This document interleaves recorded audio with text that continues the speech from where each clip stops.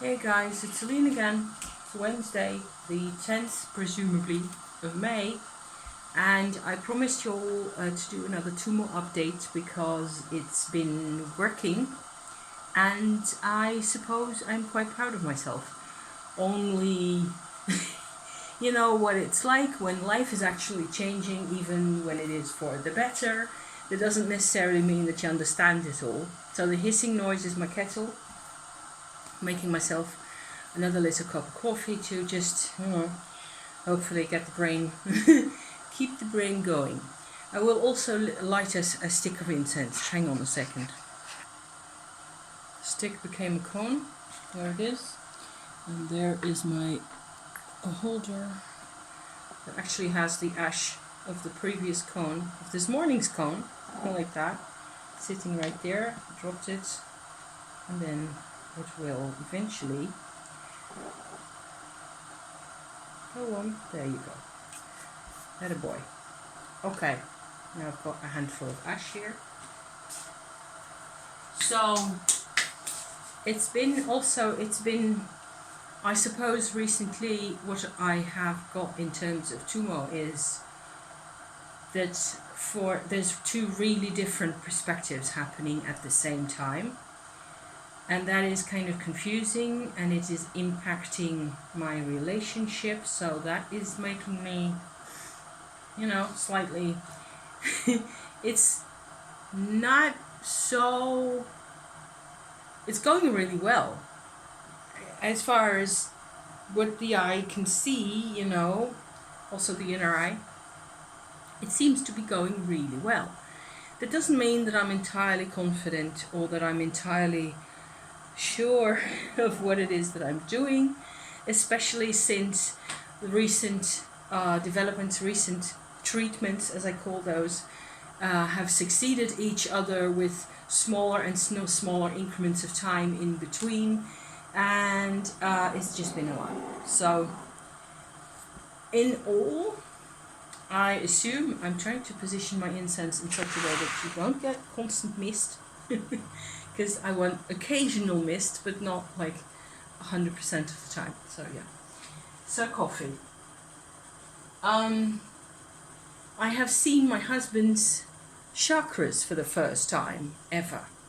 So that was cool, or that is really cool, and I didn't know I wasn't seeing them. So just as an example. Okay, coffee is percolating. In terms of process, okay, so I've done several videos already on my channel in different stages. One probably in early October last year, and there's the mist again. It's impossible to predict where that will go. And one probably in March this year somewhere, where I have talked rather extensively about my husband's womb twin survivor background and all that. I have mentioned in that last video that was very emotional and very intense and difficult to put into words, and generally like this massive transformation going on in our lives where it manifested in the process. I will go into the process. If you're new here, hi, welcome. This is a a kind of a personal development channel, I suppose, where I tell you all about my things, and then you can figure out whether there's any intel in there that you really wish to elaborate on for yourself. And so maybe you become familiar with things that you weren't familiar with before. That is my idea, because I can't shut up about this stuff anyway. So yeah. So the womb twin survivor thing seems to be there. It looks like everybody who's into energy healing work, so basically that kind of thing, with your hands or mentally, white light or angel work or something immaterial like that. You will be probably more aware than I am of the fact that there's layers to energy conflict. So an energy conflict where the person wants to have a life and it's not happening for whatever reason, you know, because of their parents or because of family karma, because of the place where they live, the house, the surroundings, the vibrations there. And there's layers to all that. So I'm okay with that concept. I know that even though I tend to really try to believe myself each time that I do like its major transformation on him, my husband, who's the major guinea pig in this whole story all the time, then I think that I'm done. You know, I think we're done. I think this was the big thing. This is what we needed to get done. And once that is done, then we can go on and have a life. And that's the plan. That is more or less what I keep thinking or trying to make myself believe, you know. However, it never goes really like that. And there's always a next stage and a next stage and a next stage. And it's kind of like you're never really done and you're never really sure how much you actually did do in the whole. It's making me more and more insecure, which is, okay, it's an adventure. Okay, I just have to define this for myself as a big adventure that it really is, because I can feel sorry for myself or for us or whatever. That's not going to get me anywhere. So yeah. So Tummo. Okay, so whatever happens here is that you, only last night I saw another episode on YouTube by somebody who was giving us all sorts of warnings about Kundalini type crisis kinds of situations. That's what I work with, so I was interested to see what it was that they were saying. And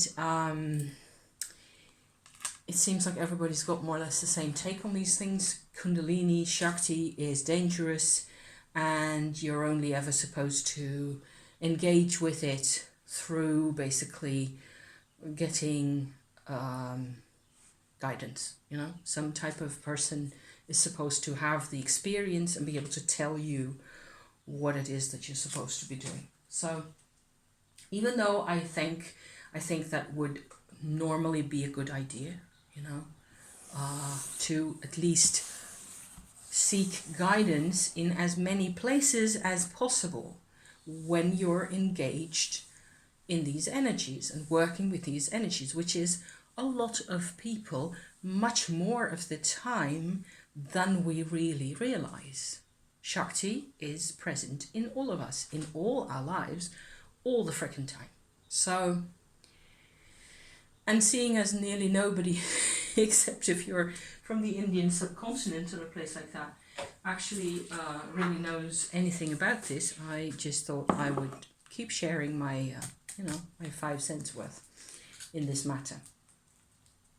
I have not had any guidance from a person necessarily per se, but I do read whatever I can, and I suppose there's people who chant mantras online that I'm a great fan of, that I can feel that I'm aligning with what it is that they're doing is aligning with what it is that I'm doing. So I know that there are certain mental attitude things that you really have to do this practice, okay? Whether it's Tantra as such, I think Tummo is actually a lot safer than your regular Tantra or Kundalini.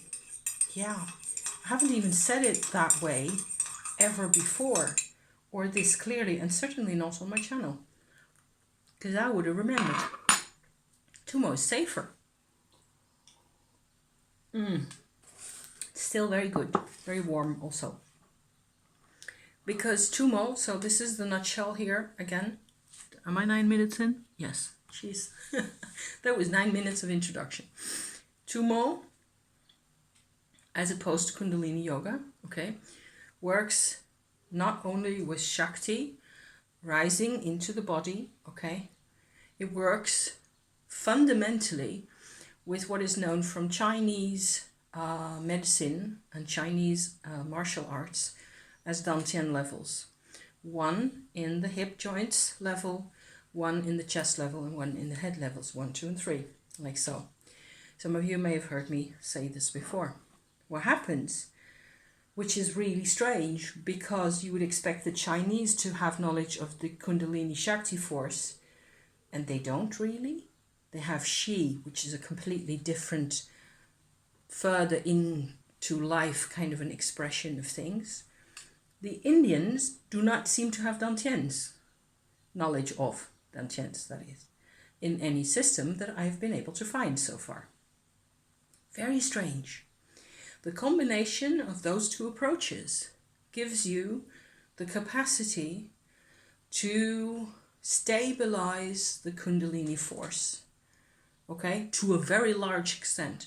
I would say that each time you manage to activate one of those dantians, because it does take some doing and some activating, you get at least 60% less of the wildness of the Shakti.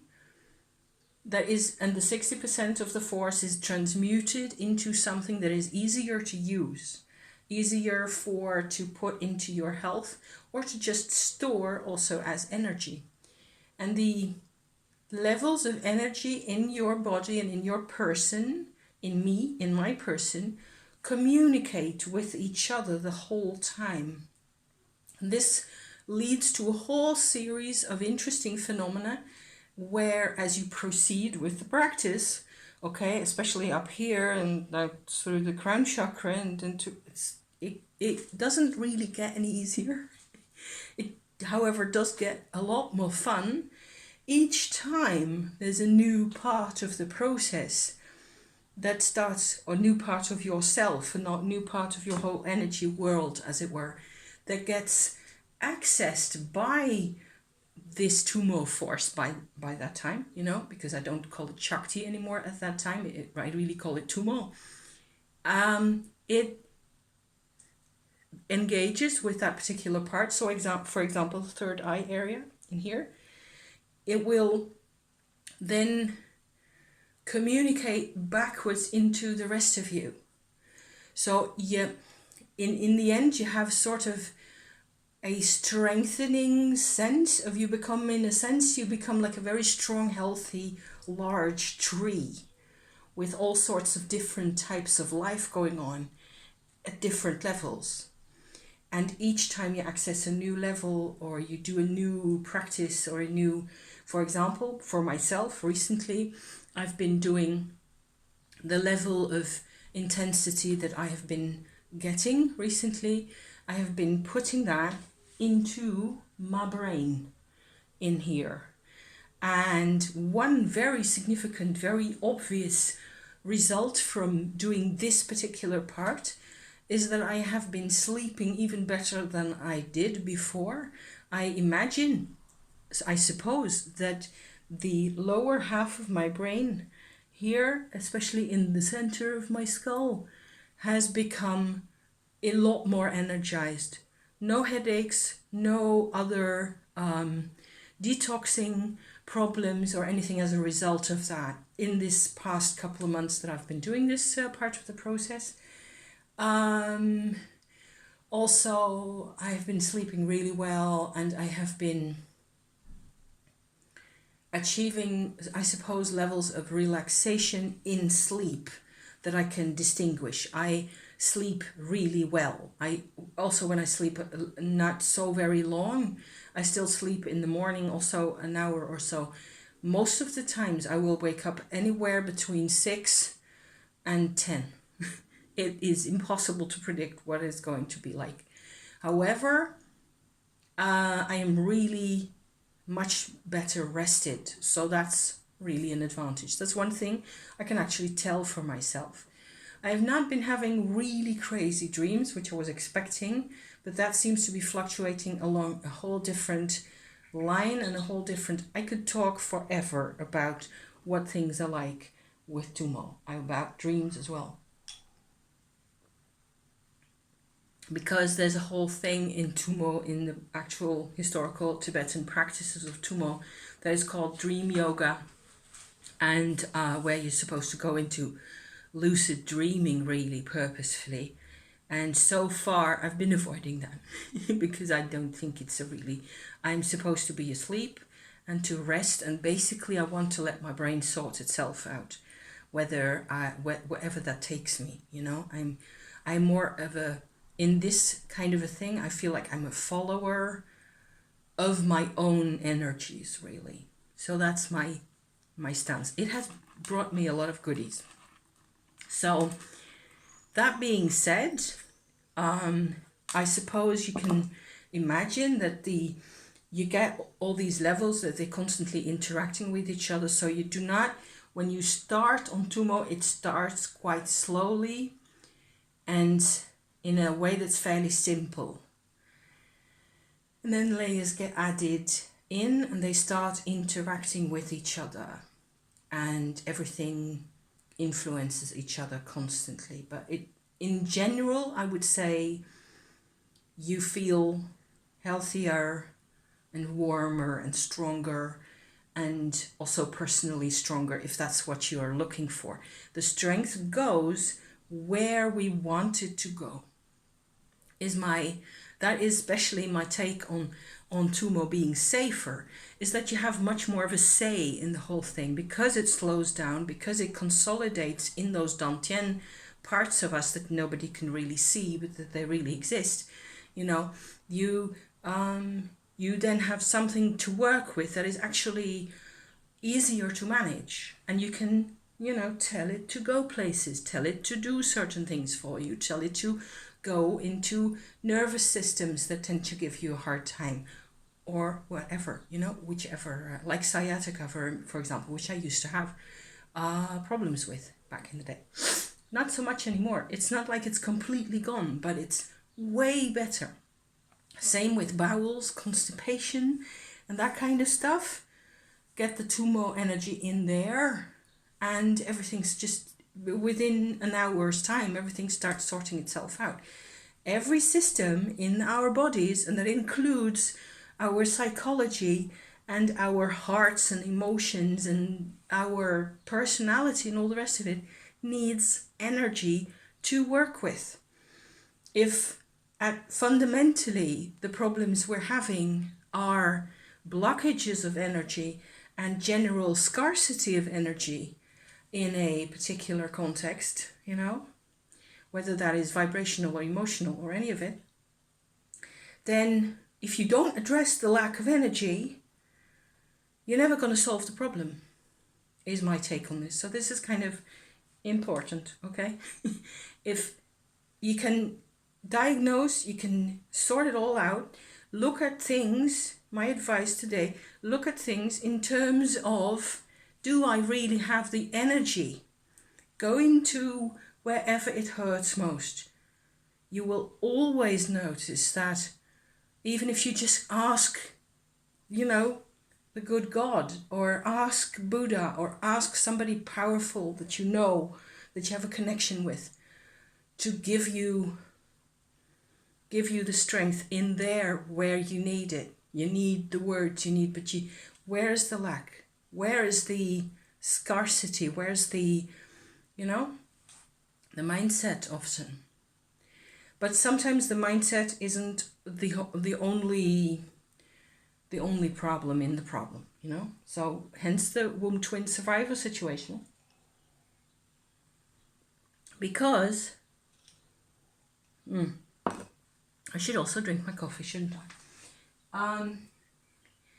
It turns out that these levels, okay, for my husband, I have by now 3 levels that I've worked on for him, that all more or less have to do with his womb twin survivor situation, where in his mama's womb, when he was like yay big, so maybe a couple of weeks old, maybe a month old, there was a twin in there with him.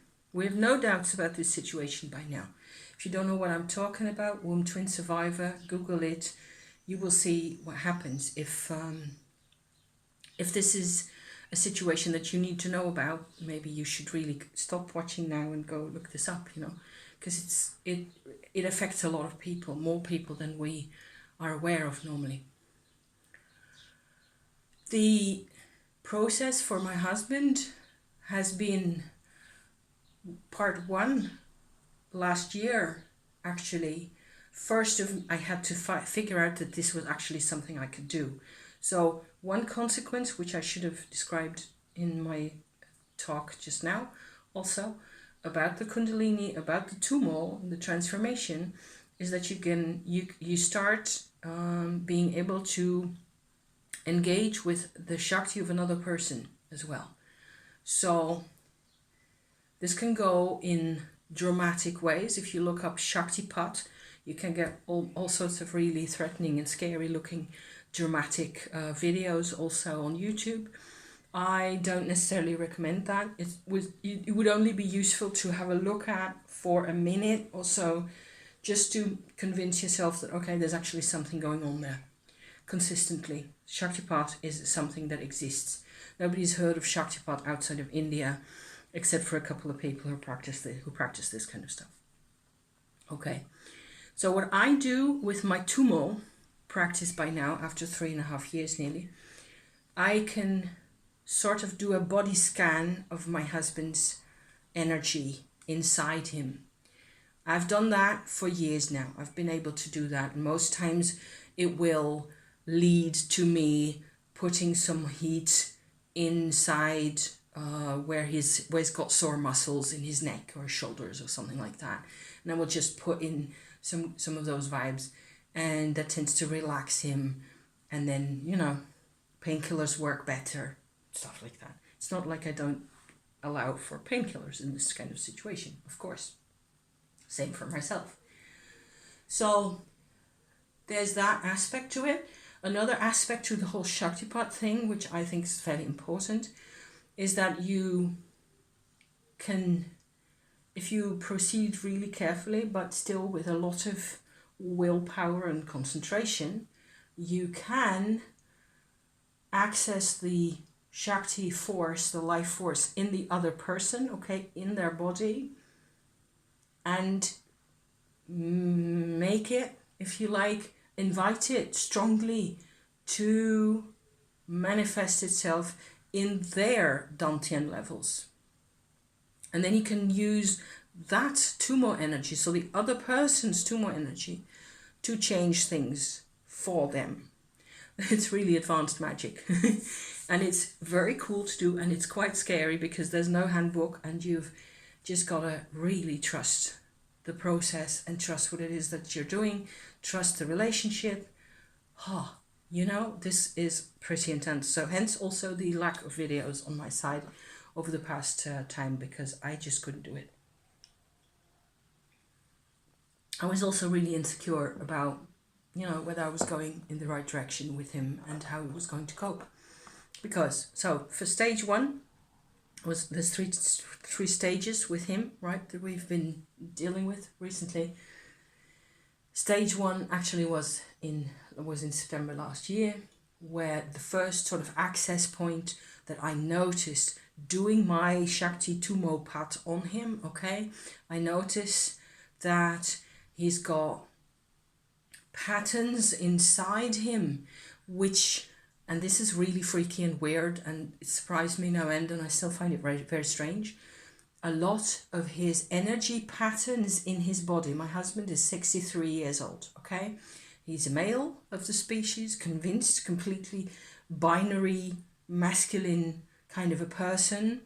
Physically, no dysphoria, no gender trouble of anything that I can think of or that I've met with him during 36 years worth of marriage. So he's not a very physical,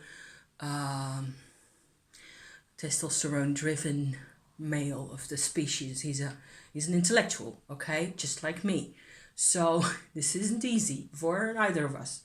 So what I noticed in his body were tension patterns that I connected immediately, and this has been like a year going on before I actually interfered in September, okay?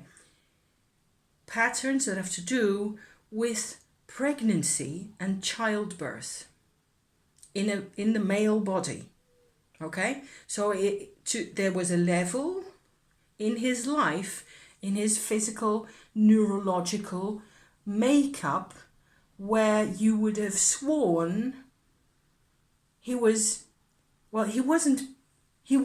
pregnant himself, but he had the charge and the heaviness and it was like I could see every single one of the muscles, the tendons being drawn, being pulled on, being given a hard time basically by his mother's pregnancy. Not like he's got this inside of him. He copied this somehow from his mum. Okay? So a lot of pain. His mum had fibromyalgia. So, and like a post-polio kind of a neuralgia pain, and it's a nerve pain situation all her life. So this is what he knew. He knew every time he saw his mum, he didn't have to see her. His whole life, his whole childhood, every second he was with his mum, this message of this pain sort of never got resolved because she never really healed properly from having given birth to 2 children. That was one component, okay? We addressed this component with a lot of Tummo paths, so getting his Shakti working to Dantian number 1, Dantian number 2. I just basically did it for him because I know those pathways. And it just got absorbed into his energy level wherever that really sits. And he felt it. He could feel the difference. This first long session, this first treatment took an hour and a half, 2 hours. It was a lengthy session and it was intense. And once I'm in there, I am doing all I can. Okay, the process is the same every time. The second time that we got into this was in March this year. And more or less the same kind of process. The pain signals, the pain markers had disappeared because I've, of course, monitored his situation in between September and March. So I was watching and I was looking and it looked okay and he was doing okay. And he was certainly getting, more freedom inside himself. He was adapting really well to the new situation. But we weren't over the bridge yet. We weren't completely into new territory yet. So I did another session where it turned out that he had this really weird, like an energy implant is the only way I can describe it. This time of a dead infant. I'm sorry if this is triggering for anybody who's lost children, especially if you're female. And I'm just hoping that what I do here can kind of give you eventually, some support or some way forward with these kinds of energies, because the Tummo energy actually managed to release this infant from him, okay? It is like he took upon himself, this may well have been the mechanism, by the way, he took upon himself to carry this child that his mother could not. Hadn't realized that up until this very second, okay? As you can tell, this isn't just another job, okay? I'm affected in this in every way. I have no children of my own, so hence also all the involvement, and the I'm with my face in there. So yeah. The child came out. I did a sort of a spiritual exercise whereby this little minuscule infant, which you could basically feel as a source of intense cold. It was terrible. It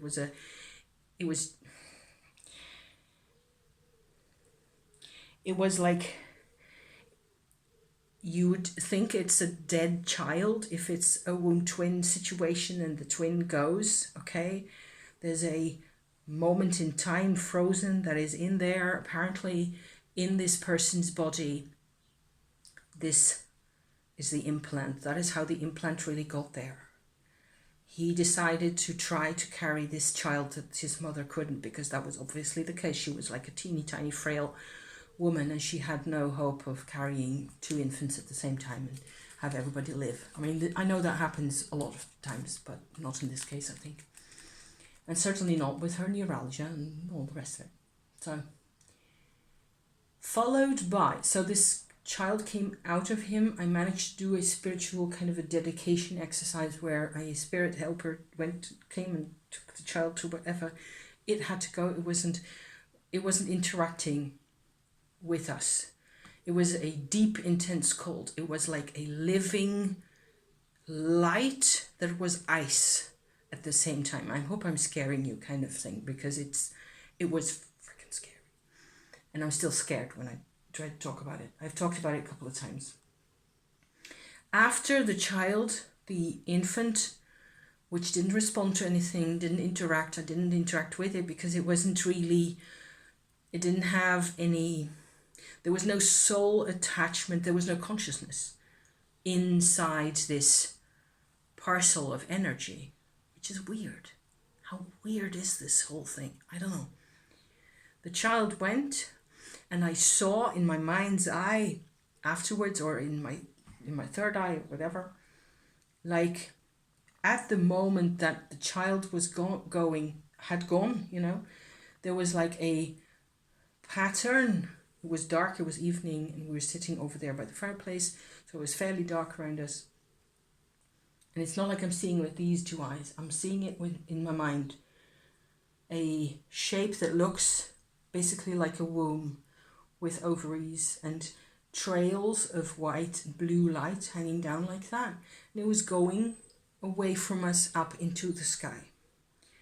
So there was definitely a combination as long as when the child wasn't there anymore, this infant implant wasn't there anymore, the womb didn't need to be there anymore either. So both of them were going, the womb was only staying there because for some reason this implant, this necessity of carrying this, maybe it has something to do with my husband's personality as well, who tends to be like that. He tends to sacrifice himself because that is very womb twin survivory, to sacrifice oneself endlessly to the bone and beyond.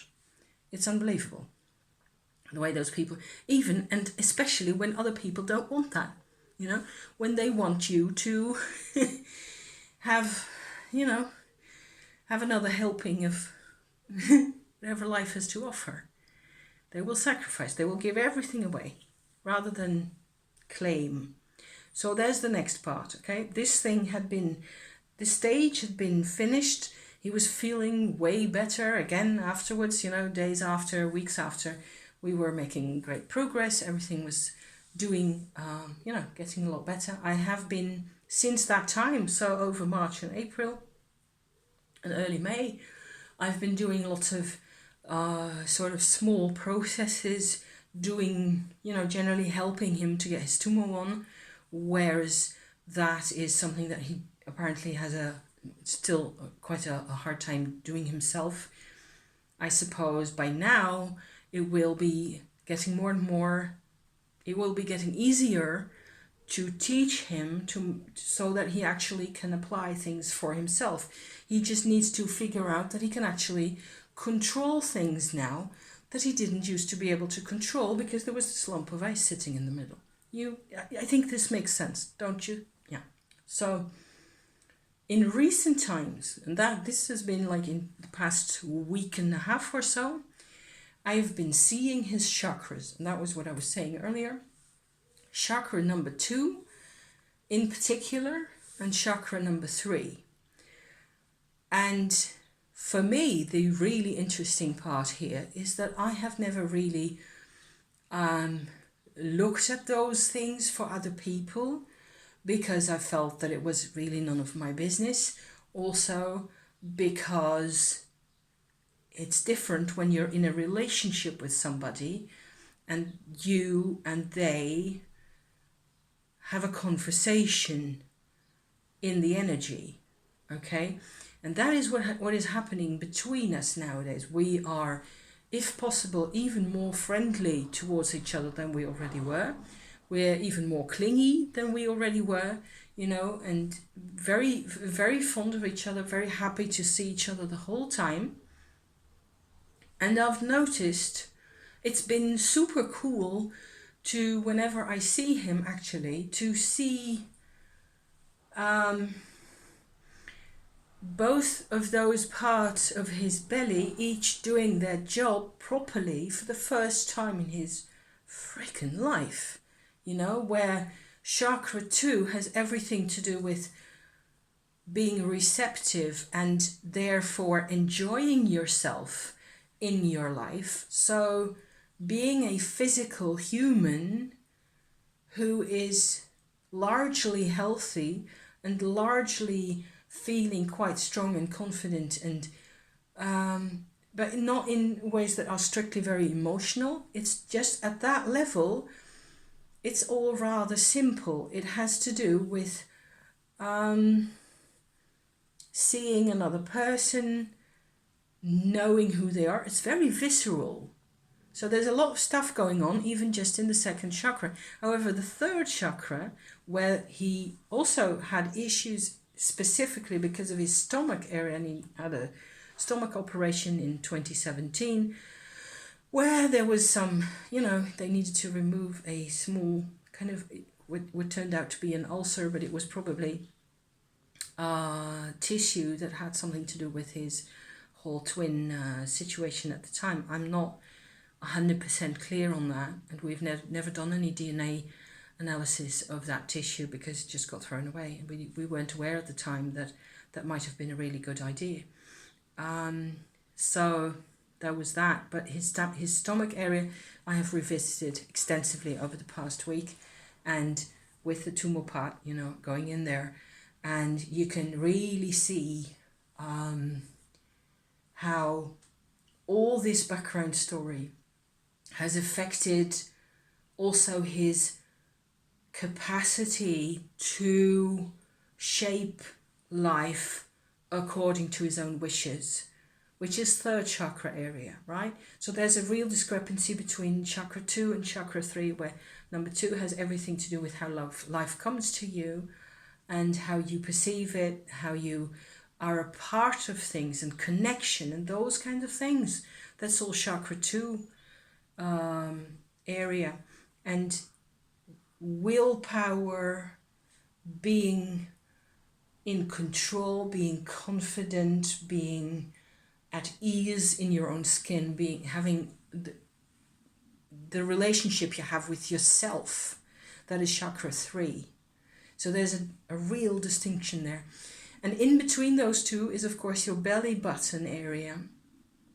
And I've noticed over and over again during my tummo part that from this whole stomach area and from the back of him, there's this whole nervous system that goes first to his stomach area and then down through the third chakra that is still, kind of, it has bits in it that are pinched, so where the energy doesn't pass properly. And then it goes into the belly button. Like the belly button is like this in the middle, then it goes into it like that, basically from inside the body like that to the skin. So parts of it are on the skin. If you pinch yourself on either side of your belly button, especially upwards a bit, you will feel it because that is quite sensitive, right?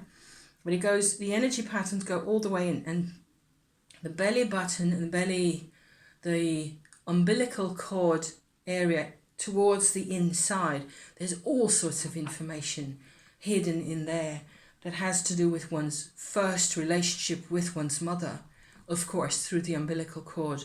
And it's very dense and completely packed with information. And it looks like I've done this kind of work on myself, of course, which is how I figured this out. Okay, I figured this out for myself because I noticed when I started doing chakra work and umbilical work on myself with my tummo, that's about nearly, that was not last winter, but the one before that. It's unbelievable. It's only a year and a half ago. I noticed that there's like funnels in each of those. Also, the umbilical cord is the belly button is like a funnel, and it has rings inside where you're obviously, you had a phase where there was less energy for some reason, and you can go into those with tummo and stuff starts happening, but it's really slow, and it's really amazing to see how every millimeter counts, how really fractions of millimeters needs the time. So a process that you're doing on a particular infinitesimal, linseed grain of a thingy may need 3 weeks or 3 months to then establish afterwards what it is that you've gained from this.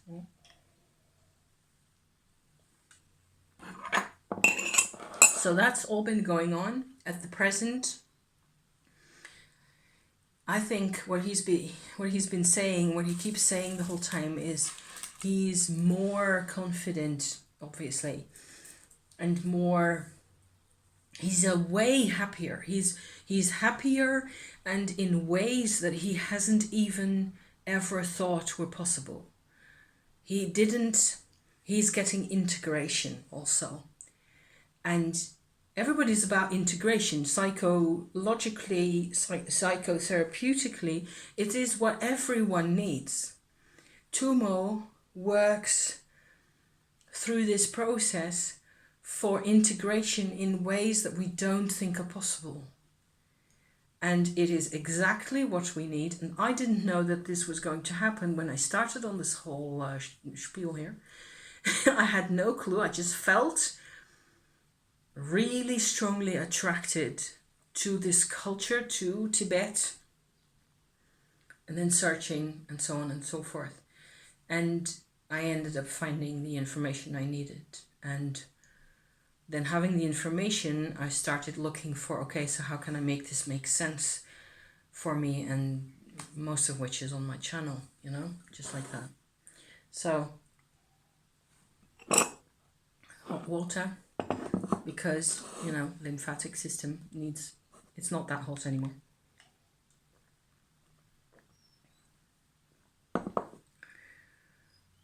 Big changes.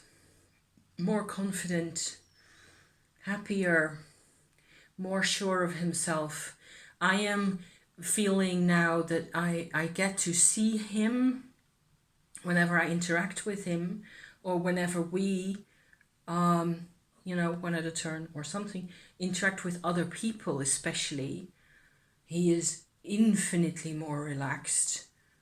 There's all sorts of levels of tension that have left him, for good. And so his body benefits from that. And like I said, he's 63. So if I can give him another decade through this of less pain in the joints and in the muscles and all that, I still think that's a very good idea. So yeah. So there's that. There's the whole basically the whole physiotherapy side of this, which the inner heat is another name for Tummo, inner heat, can help you create. I notice nowadays also another, little update terms here. Let me see, 43, okay, just a little bit longer. I'm still very much in menopause myself. I skipped another period. It seems to be the plan at the moment that I don't have periods the whole time anymore, like every 4 weeks, which was my regular fare. That's not happening. I feel definitely like I had something resembling an ovulation a couple of 10 days ago. I was kind of sick. I still have hormones, but it's very inconsistent, very obviously very inconsistent. And having Tummo energy in my system allows me to basically survive this whole thing really well and still feel like I can more or less do what I want. I feel up for anything. I can do whatever I like. As long as I don't, obviously pollute myself by, smoking or alcohol or too much sugar or things like that. One thing I really needed to pay attention to for myself is that I need to go out often, and I intend to drag husband out into the street later today for our walkies, because if we don't do walkies, we had lots of walkies over the weekend, so it's not like we sit on the couch all day, but during the week we tend to forget, and it's so easy to just park your ass in front of the telly, isn't it? after dinner. So I can't be having too much of that. So in general, you notice that Tummo practice nowadays, it is really very much the same practice. It becomes easier to do. I am relaxed enough, which is basically your basic condition that you have to, you know, be at. You have to be in a particular level of relaxation before you can start noticing the Tummo happening. And then at first you tense up again because you feel something's happening, and then it fades, you know. So there's that. In menopause, the needs of the hormonal system and the female organ systems change quite a bit, and the requirements for energy also shift dramatically rather. And so you have to sometimes put an extra effort in to make sure that the energy actually goes to the female organs, which is a really great way of making yourself feel a whole lot better. If you've had, irritability and tension from menopause, that is just fabulous, and you can live really well afterwards. It turns out I don't have mum or grandma or aunties that are close to me that share my genes, that I can ask, how's your menopause working out for you? I can't ask anybody. So I was scared when this started happening to me, and I had a period during the winter for 4 months or so, more than 4 months, where I skipped all periods. And no matter how much Tummo I did, I didn't get periods, and I didn't necessarily want them, but I wanted to be okay with the whole thing. I know I'm 56. Okay, in August I will be 57. It is normal for me to quit having periods every bloody month, literally. So yeah, but it took some adjusting, and it is much easier with Tummo, much easier. So yeah. So in general, I think this is what I had to give you today in terms of the whole energy work process. If there's anything else I think I've said a couple of things in ways that actually seem to make more sense today. Then especially the bit about him sort of trying to bear that child, and then this kind of apparently being a choice that he made at a very deep level, trying to help his mother. And then, of course, every other path in his life fell away. He only had this path of constantly being the good Samaritan for everybody, and that makes a lot of sense. You're never done with these kinds of things. So yeah. So okay, tonight asparagus for dinner, yes, and salmon. It's going to be excellent. Thank you for watching, my dears. More than 3/4 of an hour, an actual proper Tummo update. So I'm grateful I got this done. I'm happy. I'm going to go back to my spinning wheel for a bit and just chill out and spin. And I'll be seeing you all later again. Thank you for watching, and drop us a comment if you want. I never ask for likes. Maybe I should this time. Drop us a like down there. Not that one, this one. Okay. If you enjoyed this video, if you enjoy my things, some people actually do that sort of naturally. I always like people's videos if I like you, I will like your video. Whatever it is that you're doing. Don't care, right? Okay. But I don't tend to ask. I think it's embarrassing. So yeah. Or I also plainly forget, I just forget to that I'm actually supposed to be YouTubing for the internet. So yeah. Thank you again. See you next time. Okay. Ciao, ciao.